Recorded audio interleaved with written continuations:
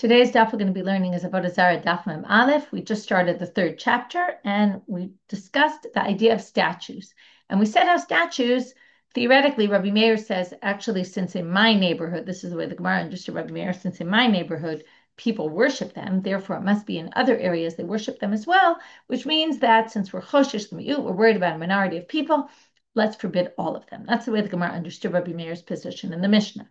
Then we had the rabbis who said only if they're holding, we're going to get back to this today, certain items. We'll talk about what those items are and why those items are significant and why they're indicators that this was used as an idol as opposed to just used for a pretty statue.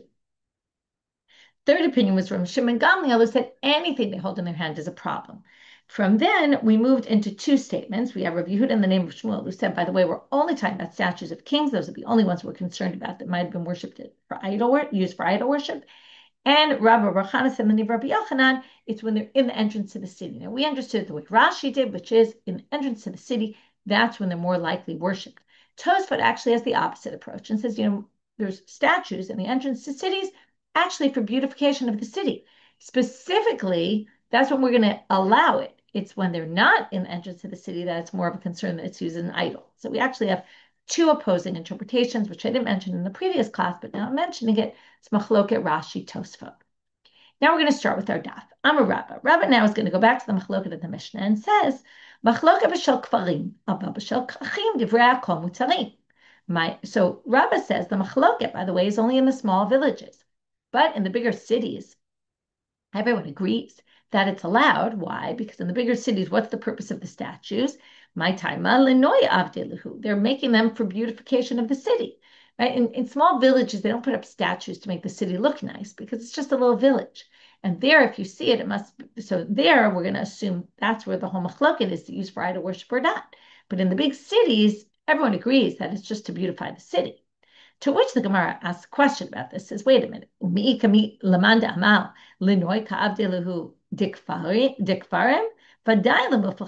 sorry, I didn't read it right. I started with the wrong word. In the villages, is there really someone who says that it's for beautification? In the villages, everyone would agree that there's nobody who does big statues in villages for the purposes of beautifying the village.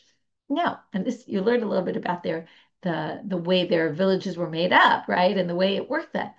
Again, there's a bit of a disagreement here which one is right. But the Gemara now is going to conclude that for sure in the villages nobody thinks it's a problem, and they're going to move everything just a step over. So they're going to say, if Rabbah said he must have said like this, and it could be couldn't understand Rabbah based on the reality of their time. But it could be in Rabbah's time, the villages did put up stuff for beautification of the city. So they changed Rabbah. We don't know who's changing this, by the way. It's the Stam de Gemara, which came later. Amar Rabbah, machloket b'shel krachim. Specifically, the debate is actually in the big cities. Aval b'shel kfarim, divrei kol asurim. But in the villages, for sure, everybody agrees it's forbidden. In other words, now the Gemara assumes there's no way anybody thinks that they use them not for idol worship in the villages. Of course, in the villages, it was idol worship. Nobody put up big statues in the village to beautify the city. And therefore, the machloket, whether or not we view this as an idol and forbid it or permit it, because usually it's not used as an idol, and we don't have to assume it was used as an idol, that's only in the city. Because in the city, we can have this debate, but certainly not in the villages. That's the conclusion. Now we're going to go to the rabbi's opinion in the Mishnah about holding certain items. The chachamim einam muslim, and we said, unless the statue is holding a makel, a staff, tzipor, a bird, or a kador, or a ball. So now the Gemara wants to understand what's the symbolism of these three items. Makel sherodet atzmo tacha kol haolam kulo kemakel. A makel is because the king is basically saying, that was usually a staff was used as an indicator of a leader or a king. The king is saying, everyone's under me, and I will hit them with the staff if I need to. And right, the staff is what you rule people with. Tzipor shetofes atzmo tacha kol haolam kulo ketzipor. Right? If you have a tzipor, basically, what's a tzipor? It flies in the air. It's above everybody. It sees everything, controls everything below it. So if the king is holding the statue, is holding a bird, it's an indicator of this is the king who rules over everything. Again, if you're talking about ruling over the whole world, that's already a godlike thing. If you're talking about ruling over the community, that's very local. That's not necessarily idol worship. Kadul, shetofes tatzmo tachat kol haolam kulo kekadul. Right? Again, he rules over the whole world. This is like, assume what they mean is the world, which is a globe, round, right? Which already by that point they had that. People understood that the world was round by that point. And what they're saying is, again, he's got the world in his hands. Kind of sounds like Atlas, right?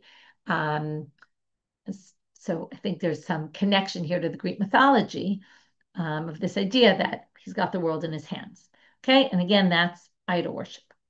Tana. Now, there's another braita that adds to the rabbis.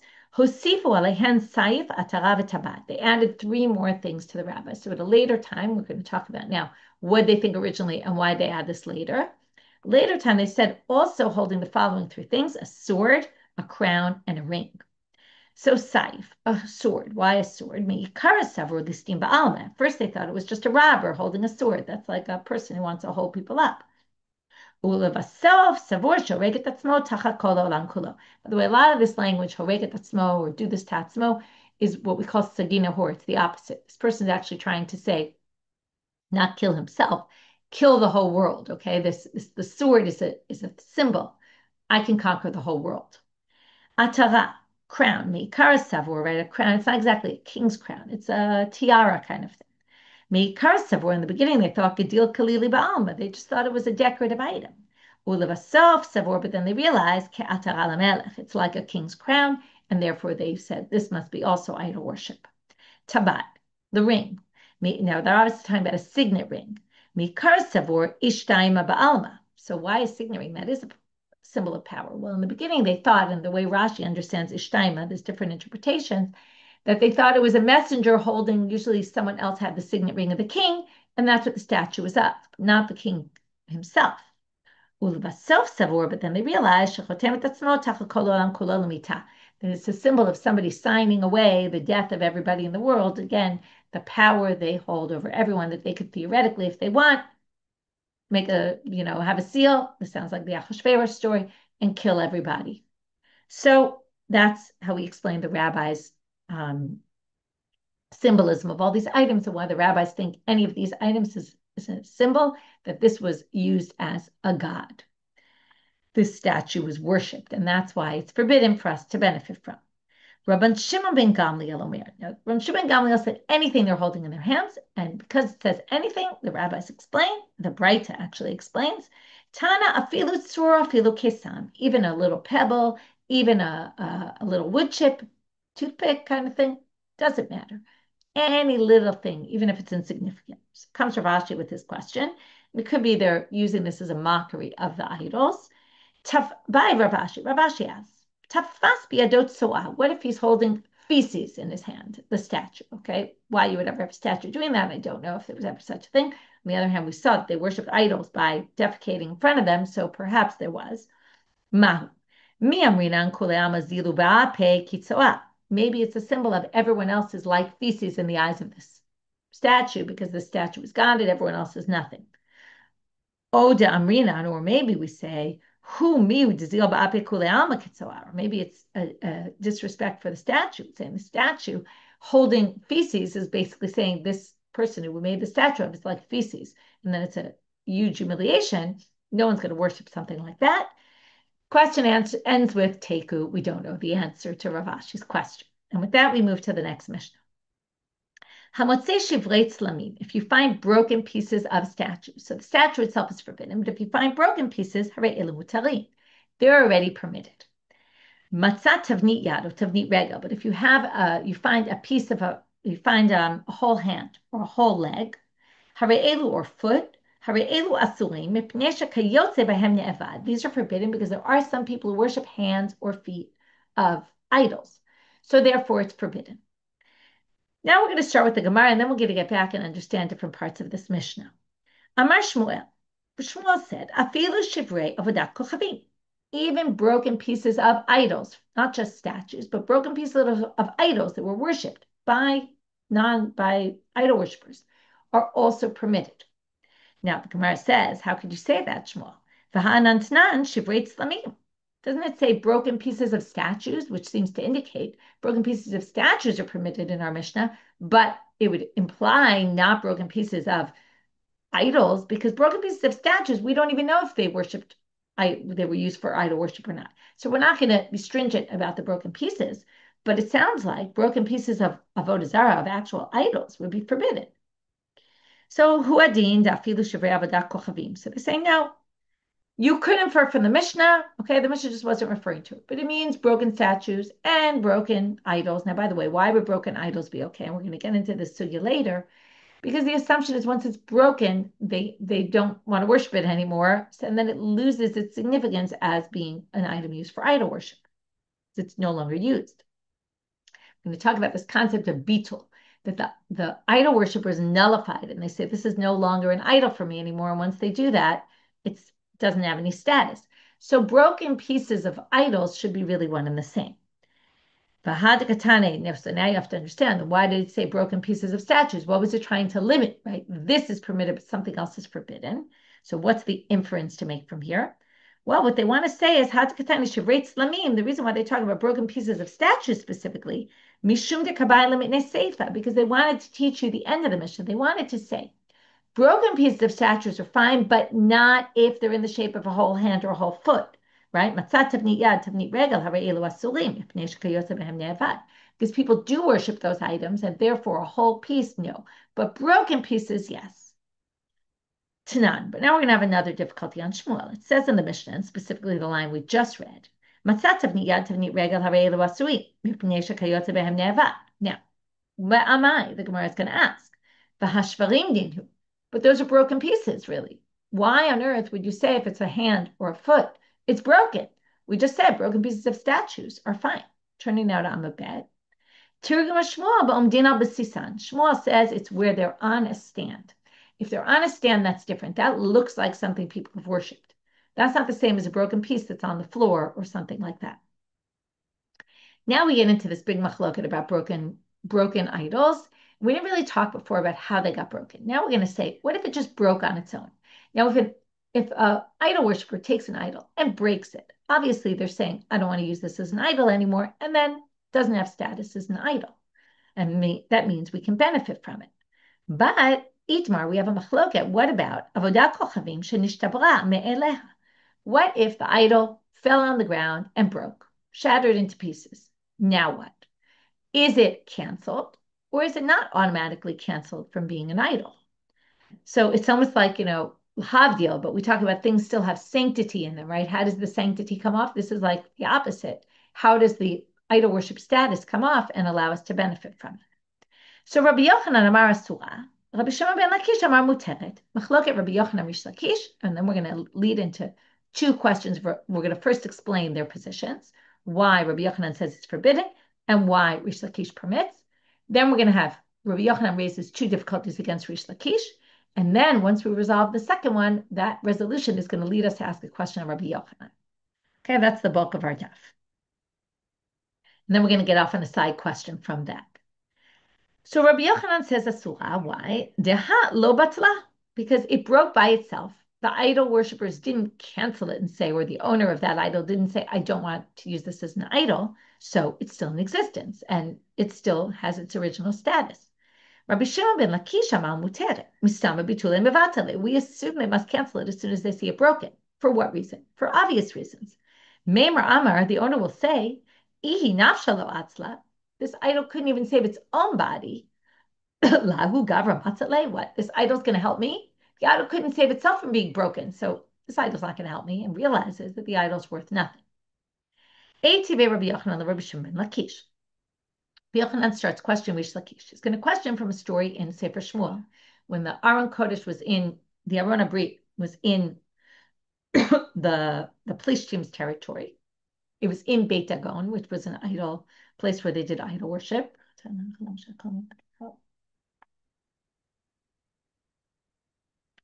And it said there, they woke up in the morning, and what did they find? Rosh Dagon ushte kapot yadav krutot. Wake up in the morning, they see the head, the hands were cut off. And then it continues to say, El HaMiftan, it's on the threshold there. Rak Dagon Charalav. Okay, so Dagon was left on the threshold there. The broken statue. And then the next pasuk is Uchtiv, and it says, we're in Shmuel Aleph, chapter 5, verse 5 now. Al kain lo yidrechu kohanei Dagon b'chol ha'ba'im beit Dagon al miftan Dagon b'Ashdod ad hayom hazeh. From that day on, the people who worshiped Dagon would never walk on the threshold. So what does Rabbi Yochanan say to Rish Lakish? Look, it broke by itself, right? Nobody broke it. I mean, God made this happen that it broke. And that's my proof. They still worship, right? The place where Dagon broke. It's like worshiping Dagon. Amra, so it didn't lose its, Avodah Zarah sanctity. Amar lo mishamra. Yeah, so Rish Lakish answers, that's not a proof. Hatam sheminichim et Dagon v'ovdim et hamiftan. You misunderstood the story. They left Dagon and said, oh, obviously Dagon is not our idol anymore. And they started worshiping the threshold on which it broke, because it's almost like the threshold broke it, and therefore the threshold is where the power went. That's what we're going to say now. The Amrei hachishav ke'isarei leDagon, the Isar of Dagon, which is like sort of like the power of Dagon left, and ati have etiv le ala miftan, and it moved to the threshold. And that's why it doesn't prove anything, because actually it proves my point, which is Dagon had no sanctity anymore, and it was no longer an idol, which meant that we can now benefit from it. Again, I shouldn't really call it sanctity. It's, Avodah Zarah sanctity to them. Etive. But what really means is they canceled it. They said this is no longer an idol. Etive. Second question from our Mishnah. Hamotzei shivrei tzlamim harei elu mutarim. So what can you infer from here?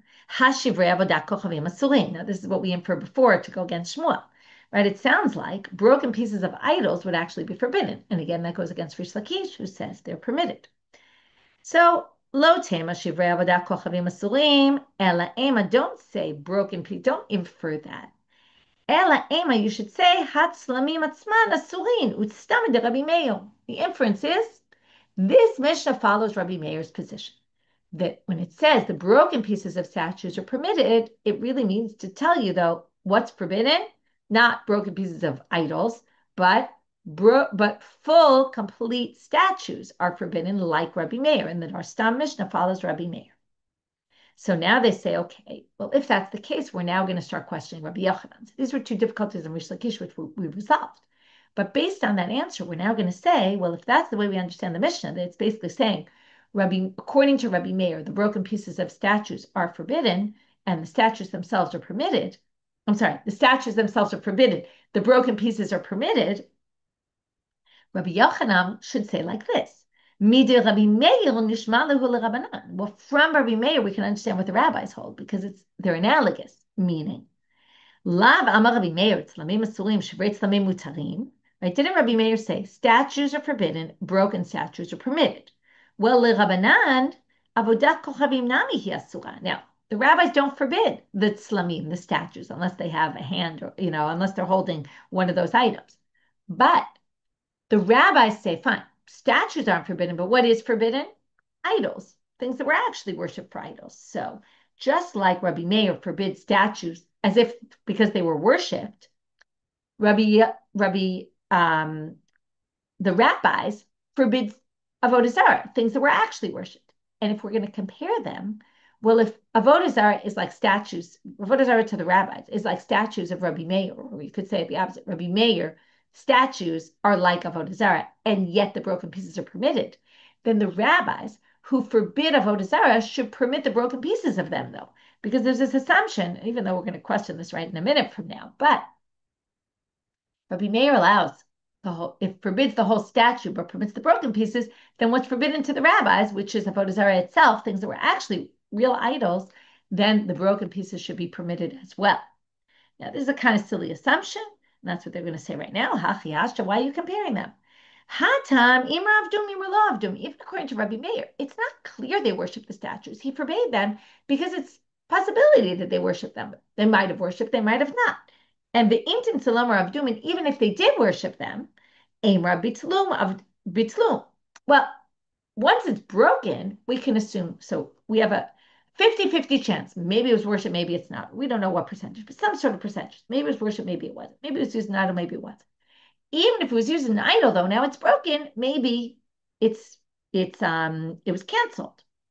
But avodah kochavim, vaday avdua. But if it was an idol, for sure they worshipped it. Mi yemar de batla, right? But who, and now maybe it was canceled, maybe it wasn't, but it already had a definitive definition as being an idol. So have a safek uvadai. We have a vadai, it was an idol. Safek, maybe they canceled it. Ve'in safek, motzimi de vadai. When you have that kind of situation, we say, we don't let a doubt remove a presumptive status that was in existence. With the statue, we weren't even sure to begin with. So we have a suffix about its status now. We had a suffix about its status to begin with. So we could say suffix, okay. But here we have suffix and vadai, and how could you have the suffix remove the vadai, the fact that we know before that it definitely was used as an idol? So now the Gemara is going to question, and we're going to only start with one question today, and we'll get to another one tomorrow. Ein safek mutzimi de vadai. Wait a minute. Okay, we're going to see this even, right? It could be there's even more than one, but anyway, right now we're going to start with one. Ein safek mutzimi de vadai. Wait a minute. We don't have a case where a doubtful situation can actually override a definitive status of something that's forbidden. Okay, now we're going to see how we know that this happens. Now, the commentaries say, of course, suffix can't take out from a vadai situation if it's 50-50 suffix. But we're talking here about a likely suffix. If it's likely, we're in doubt. We don't know for sure, but it's likely. Okay, for example, what would that be? So let's give an example, right? If something's in a presumptive status, right? Let's take our case. But it's likely that when they saw it broken, they decided, oh, this isn't an idol anymore. It's pretty likely, right? They weren't really planning to worship broken pieces of an idol. So since it's a likely suffix, that should actually override a vadai. And what's our example we're going to bring? V'hatanya, it says in a braita, Chaver shemet. We have a person who kept mitzvot, and particularly Trumot Masro. We know they're really careful about that mitzvah, and then they die. And then they have a storage area full of produce. Even if they were put there on that day. Now the question is, did they take Trumot Masro from them, right? They have a storehouse full of grains. We assume that they were meiser. They took the tithes. Now, for sure they were tevel before, because of course they were tevel. They were never meiser before, right? When you cut them off from the field, and then there was gemar malacha. You put you did all the winnowing, the separating the wheat from the chaff, the winnowing. Then you brought them in the pile and you flattened out the pile. That's gemar malacha. You were already obligated in maser. That's what we call tevel. That's for sure forbidden. And now the question is, did the person take the tithes or not? That's a suffix. Now it's a likely suffix, but still it's a likely suffix, no different than our case. And what do we say? You're allowed to eat them. Right? So here you see a suffix is motzimi de vadai. Right? V'hacha de vadai tefillah, it's for sure tevel. Suffix aslinu, maybe they meiser them, took the tithes. Suffix lo aslinu, maybe they didn't. V'ka'ate suffix motzimi de vadai. And you see the suffix comes and removes the vadai status of presumptive status of being forbidden. So they're going to have two answers. The first is to say it's actually vadai and vadai, and the second is to say it's suffix and suffix. So let's explain. Hatam vadai uvadai. De vadai aslinu. Kid Rabbi Chanina chozah. You can say that for sure they meistered it. How do we know? Well, it was definitely tevel, but it was definitely maser because to Amar Rabbi Chanina chozah. Chazaka achaver she'eno motzi davar she'eno metukam mitachat yado. We have a chazaka. Now, chazaka works. It's very interesting to think about. This is assuming that a chazaka, which is presumed behavior, becomes a definitive. It calls it vadai. Because this is just the way people behave. People who are chaverim might say their stuff right away. Why? Because they're worried that somebody might eat it. No, you can't tell if something is meistered or not. This happens in my house. We bring it in and we don't meister it. It ends up, I might put it in a separate place and then someone moves it and then someone's going to eat it, right? You got to take care of it right away if you really care about this. So then it's vadai, and then that's okay. A vadai can be motzi from a vadai situation. The ibait ema, and I have some words in parentheses and brackets. The brackets you put in, the parentheses you leave out. Anyway, I'm going to read it the way it appears in my Gemara. I don't know how it appears by you. Suffix or suffix. Okay, it's a suffix and suffix. It's actually not a vadai tevel. Why is it not a definitive tevel? Because after the avi Rabbi Yoshaya, it could be the person did like what Rabbi Yoshaya recommended people to do in order to avoid having to take too many tithes. He suggested to people, Ta'amal, ma'arim adam atfuato. You can kind of do this trick with your grains. Umachnisa bimot shela. Don't do the the separating the wheat from the chaff and the winnowing. Bring it in while the grains are still covered with the chaff. Kadesh, and then that's not Gemar Malacha. When you bring it into your house, but in an early stage, before you've done Gemar Malacha and completed the action of having the grains, then you're actually not obligated Maser. Now, why can you do this? Because Kadesh Bem To Ochelet, okay, Bem To Ochelet. If you bring it into your house for the animals to eat, because the animals don't eat it separated, so you can actually bring it in before Gemar Malacha and not be obligated. Uptuam and Maser, and then it's exempt from Maser. And then if you change your mind, decide to eat it, it's okay. You already exempted yourself from the tithes. So it could be it's not even, it's a suffix whether it's even tevel or not. Could have been something that's not even obligated in tevel. Vein suffix, and then, sorry, period. And then that's it. And then that's why we're going to have maybe the person masered it, but maybe it wasn't even tevel and they didn't even need to maser it. Okay, that's the end of our daf. Really, there's one more line, but that's really the question that we're going to continue with, which is now we're going to go to another question again. Really? Okay. We resolved the first one with this source. Now we're going to bring another source that seems to indicate also you can't have a safek take out from a vadai situation. So we'll get to that tomorrow. What we did today is we started with the machloket about the statues. We said that Rabbah limits the machloket first to, we thought, to the villages. Then he said, no, it must limit it to the cities. In the villages, for sure, it was used for idol worship.